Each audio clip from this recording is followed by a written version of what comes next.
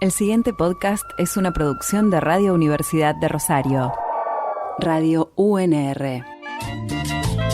Bueno, te recumbió nomás.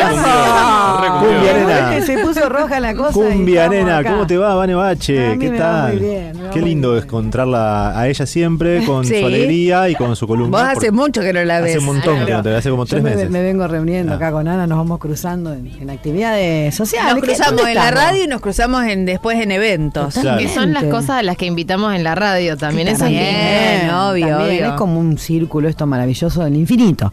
No es solo redondito así, sino que da toda una vueltita cualquiera, dije, pero no importa. Sí, el círculo de baba. No, ¿por qué no? Si estamos todos medio locos, ¿por qué no vamos a seguir con eso? Bueno, ¿y en esa qué locura, andamos? en esa ¿Qué hago yo locura acá? ¿en qué deriva hoy, por ejemplo? ¿Qué haces acá? ¿Qué nos vas a No sé, pero primero tengo que A ver. ¿cómo es que responder a un compromiso que tuve, que no sé qué pasa con Julia, también se llama la muchacha que ganó la bebida en la presentación del libro. Me parece que era Pauli, ¿no? Bien. Pau. Bueno, que se comuniquen conmigo, que le pongo el pecho a las balas. No quiero ponerle pecho a las balas, pero esto sí, a la pelota, le yo pongo me el perdí pecho a la todo. pelota. ¿Qué pasó? ¿Que alguien se ganó un vino? Bueno, es muy largo, pero el día que no vine, que estábamos con la presentación del libro, que fue el 16 de abril, 16 o 17. Bueno, por ahí. Bueno, más por o ahí. menos. Mitad de abril no viniste mitad de abril, porque presentaban 16. un libro. Y bueno, ustedes hicieron el micro prácticamente. Era miércoles. En un concurso. Ajá. Y entonces nosotros Hubo aprovechamos, exacto, para hacer el sorteo. Para hacer un sorteo reemplazamos el micro te recumbió porque ella nos dejó la tarea. Sí, además. yo Dijo, le di bueno, la tarea. Muy dejo bien. 3 temas, el que dice quiénes son los ganadores, pipi. Bueno, hicimos un sorteo para unas bebiditas en la presentación Claro. del libro. Y ella, o sea, sería yo, no cumplió. Ella vinculada a Maradona, ¿no? Ella. Claro. La Vane. La no la cumplió. Vanessa de la noche La no Vanessa cumplió. no cumplió. Bueno, pero acá estoy. Pero Así la que acá estoy. oyente se manifestó con... Vanessa te reincumplió. Me incumplió. Me gusta eso, con me mucha gusta. buena onda, manifestó que bueno, no había podido hacerse de esa bebidilla, pero que igual se había conseguido un vinito, se había comprado un vinito y había bailado. así que le había pasado bien. No fue límite eso. No fue. No la fue limitó. un Fue Entonces obstáculo. ahora tu limitante. convocatoria es que ella se comunique. Que se comunique vos pues, a vas a través de enfrentar acá la de la situación. producción, totalmente. Bien. Totalmente. Muy Aparte bien. me gusta, voy a conocer gente, es una cosa Por que es supuesto. divertida. Bueno, que se comunique con la producción y nosotros te contactamos para que vos cumplas. Exactamente, En algún porque quiero momento. cumplir. Nosotros sí. seríamos como las escribanas de todo esto, de Claro. que esto se resuelva bien. Las Plata Murphy. Claro. Las Plata Murphy me parece muy bien. Morphy somos nosotros. Eso seguro. La Plata Murphy está muy buena. Muy buena. Bueno, acá estamos. Resulta ser que... Igual quiero decirte que bastante demoró la gente en responder a tus preguntas, en descubrir los temas que nos mandaste. Yo no quiero mandar a la gente al frente, pero les costó. Les Hay que costó. reforzar los conceptos. Claro, me o parece. tienen que venir a la escuela de cumbia. Sí, Tienen claro. que venir a la escuela de O cumbia. tienen que escuchar con más atención este micro. Ay, También. me gusta ese ese Repasarlo en timbre de Spotify. directora, ¿viste? Y aparte no le ven el gesto, pero Directora y claro, escribana. el gesto de directora y escribana, ¿qué Exacto. tal? Siempre ahí en la cúspide. Bueno, hablando de cúspide, vengo con alguien de los cerros hoy. Cerro vengo bajando. Del cerro vengo bajando. Y qué loco la Y esa, ¿no? Porque pasan los años y aunque una No se persona pierde. no se pierde. No sé, pero la otra vez escuchábamos a Teresa y era increíble. Toda la Tremendo. R patinada, pero... Bueno, lo que pasa es que la R es una vocal muy difícil de pronunciar. De hecho, mucha gente tiene Yo creo que consonante, perdón, muy hasta difícil. los 6 años no pude. Qué Y claro. hay gente que tiene que ir a especialistas para poder pronunciarla. Conozco Claro. casos muchos y gente que no la pronuncia en toda su vida. Exacto, o la pronuncia como medio mal, pero es una consonante que es Con difícil, R, entonces. Sí, una R, Claro, más o se francesada, reemplaza, por más ejemplo, francesada. se reemplaza como por una G, por cro, cuando querés decir Roxana es de Roxana, como se reemplaza. Es muy difícil. Locutora. No, y las fonoaudiólogas y fonoaudiólogos hacen un laburo re grande que te lleva su tiempo. Y cambiar ese modo de decirla es como si nosotros ahora tuviéramos que empezar a decirla a la manera que le dice un correntino. Sí, porque no te sale. igual da la sensación que es más fácil arrastrarla que marcarla así Sí, pero tan no, poderosamente. pero vos cuando la ves arrastrada te das cuenta que no es el arrastrado que vos haces. Mira, si hay una capacidad de la que correntino. carezco es de imitar acentos. O sea, vaya donde vaya, sigo hablando como hablo, digamos. O sea, cuando quiero imitar a un chileno, hago... Sí, todo tira para el lado del italiano, ¿no es cierto? O sea, si quiero decir, vos sabés, viste, la portuguesa lo digo en italiano. Vos sabés. Pescadeño, todo esto. Bueno, pero qué lindo. Pero bueno, una cuestión de Ten confianza, no. Usted saudade de vos. Ahí me salió un poquito más. Mira, bueno, ahí se fue acercando a Río. Saudade, vamos llegando. Y al final todo es cuestión de práctica. Lo dijo de una forma o sea, hace bien acá. Sí, lo dijo 3 veces y a la tercera le salió bien. Si lo hace 10 ya es brasilera directamente. Ustedes se dan cuenta que todo tiene que ver con bajar de un cerro. ¿Y qué pasó? ¿Por qué bajamos? ¿Cómo bajamos? ¿Qué veníamos fumando ese cerro? Porque esto es un cadáver exquisito. Sí. En la víspera de feriado nos tiene un poco dispersos. Bien, ahí va. Bueno, tiene que ver con esto también. Tiene que ver con esto hoy, 30 de abril. Marcha y toda la historieta. Uh-huh. Bueno, vamos a hablar de un peruano. Vamos a hablar de Chacalón. Ya lo hemos hecho en los primeros programas. Y él es él fue un muchacho, vamos a decirlo así, porque aparte murió joven, entonces queda eternamente como un muchacho que tendría que haber sido nacido y criado en los cerros, pero bueno, por una cuestión creo yo, de un poco de inteligencia de su madre, ya que su progenitor era violento, agresivo, en un momento en el que estaba embarazada dijo, bueno, me voy porque este tipo me va a matar. Justo el progenitor de Chacalón se había ido a la cosecha o a la siembra o algo de eso. Y aprovechó para irse. Sí, aprovechó para escaparse, ¿no? Se subió a una carreta y se fue al centro. El centro era Lima. Ajá. Al centro del país, digamos, o sea, la capital del país, no sería el centro geográfico, ¿no? Obviamente no fue al centro de Lima, fue a Lima. Al centro, el centro ya estaba ocupado. Al barrio que se podía. Al barrio a la casa que se consiguió. Que siempre van a ser los contornos. De hecho, lo que ellos le llaman el cinturón de la miseria. Bueno, llega ahí, cae ahí, de hecho, en los relatos que vos a los que vas accediendo, digamos, una de las cosas que la madre cuenta que más le impacta son los olores. Porque claro, la urbe y más lo que tiene que ver con algo que está más aglomerado, digamos, obviamente la cosa no fluye, ni huele como en el cerro, ni como en el campo. Bueno, y ella pare y cría a Chacalón, a Lorenzo. Sí le puso el mismo nombre que el progenitor. Yo creo que, vieron que en Perú se usa, como en Brasil también, que el primer apellido suele ser el materno. Creo que no es una ley, creo que es como una... ¿Costumbre? No, es que una elección, digamos. Tengo entendido eso una vez charlando, pero no lo tengo chequeado, digamos. Solo charlando con alguien de Perú, medio como que me dijo eso. Yo un poco halagando esta cuestión de que, bueno, qué bueno que también use el apellido de la madre primero, sí, ¿no? Que es quien aparte lo lleva en su panza de acá para allá. En muchas culturas era que se sabía que era de la madre, no se sabía si era del padre. Bueno, entonces, claro. Exactamente. O sea, ese pequeño detalle hacía que llevaran el apellido materno. Claro, es lo que podías garantizar. Claro, en esa panza estaba. Esto está garantizado. Totalmente. Entonces, bueno, pero le pone el nombre del padre porque, bueno, no sé, capaz que se aparecía en algún momento o qué sé yo, que hubiera una referencia. Entonces él nace en Lima, pero nace un poquito accidentalmente en Lima porque su madre trajo toda su cultura, sus costumbres y además se vinculó con gente de esos pueblos en este mismo cinturón. Bueno, como cualquier pibe que se cría en estos asentamientos, como le dicen en Perú, es así, asentamiento, acá le llamaríamos tal vez villas.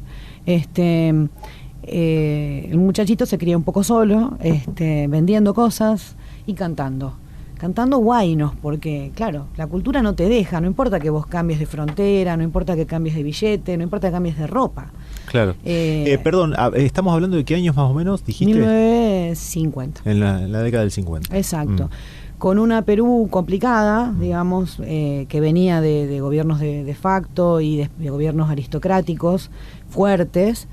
Justo ese año un militar o vinculado, no sé si era militar él, pero vinculado a los militares, digamos, llega a la presidencia y consigue, porque justo la coyuntura, como suele pasar, en la guerra de Corea ellos empiezan a exportar pescado y qué sé yo, bueno, y entran divisas fuertes, hace algunas inversiones, entre ellas hospitales, universidades, qué sé yo, que además traccionan un poco también a la gente que en pueblos que tienen constante inflación y pobreza o son complejos, digamos, con economías complejas, esa es la primera migración que se da del cerro a Lima. A Lima.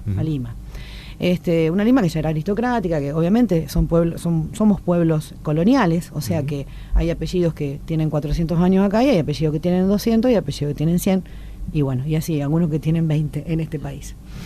Entonces, él se cría, ahí nace. Él nace en 1950, justo en este cambio de gobierno.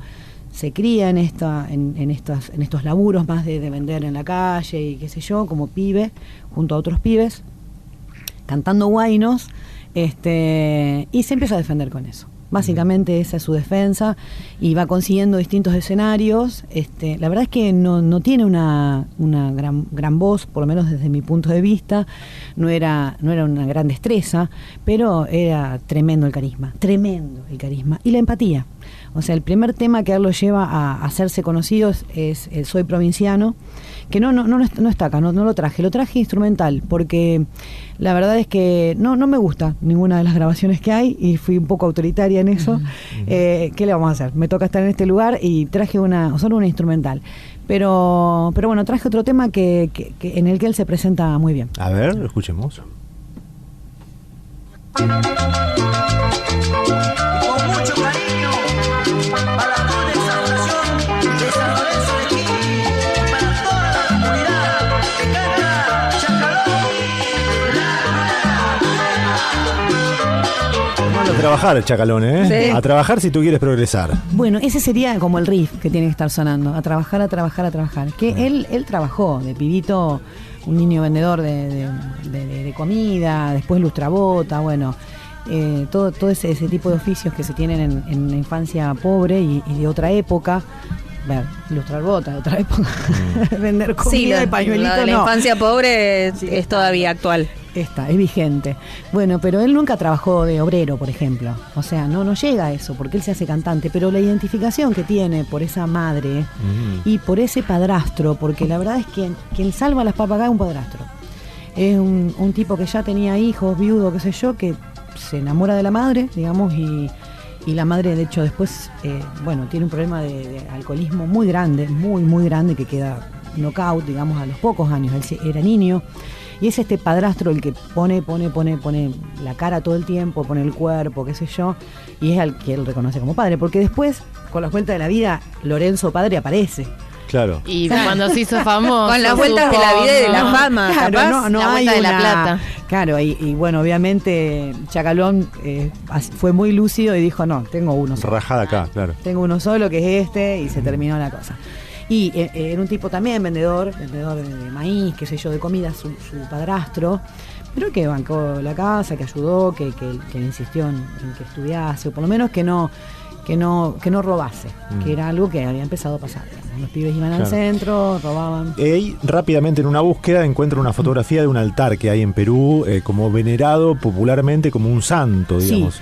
Sí, lo es. De hecho, se hace un paralelismo con Gilda. Digamos, él le van a pedir, van al cementerio, le piden cosas. Fueron 70.000 personas. Murió joven. Entierro. Sí, murió a los 44 años. Era una persona que daba shows en la Carpa Grau, que hemos hablado acá, donde se origina la chicha. La Carpa Grau se inicia en ese lugar, ahí en Perú, en la avenida Grau. 6 horas de show daba. 6 horas de 6 show. horas seguidas de show. Y aparte alardeaba, decía, yo no soy como el Chapulín, que eran de otras bandas, ¿no? Claro. Yo no soy como el mono, yo estoy 6 horas, le pido a Dios que me ilumine, porque los obreros tienen que tener la energía. Y después esto, de sonar en la radio y un poco un mensaje muy paternal, de hecho es papá Chacalón, le dicen así, muy paternal de muchacho a trabajar y con una esperanza casi evangelizadora, digamos, ¿no? De laburemos, porque algún día vamos a llegar, algún día va a llegar la casa, algún día tus hijos van a estudiar, algún día, una promesa así constante, como para sostener el día a día, que que no era el... A ver, no sé si decir no era el mejor, qué sé yo, quién soy yo para decir que era el mejor o no, pero el tema está siempre en la comparación. Cuando vos ves que una persona por hacer 2 pasos consigue un montón de cosas y que vos tenés que hacer 2000 para conseguir un cuarto, eso es violencia. Sí, claro, y te violenta además, y es muchas veces lo que lleva a que mucha gente tome otros caminos que no están tan buenos, ¿no? Tal cual. Digo, cuando ves que el otro lo hace tan fácil, ¿por qué a vos no te toca eso? Sí, más cuando el otro esos 2 pasitos a lo mejor no los hizo solo. Claro. Pero bueno. En general. Los hizo la herencia. En general. La herencia. En general, cuando sucede así. Claro. Como generalmente sucede. Claro. Pero bueno, él consiguió esto y el pueblo obrero, digamos, de esas primeras migraciones hacia Perú fue grande. De hecho, muchos también los tenemos hoy acá.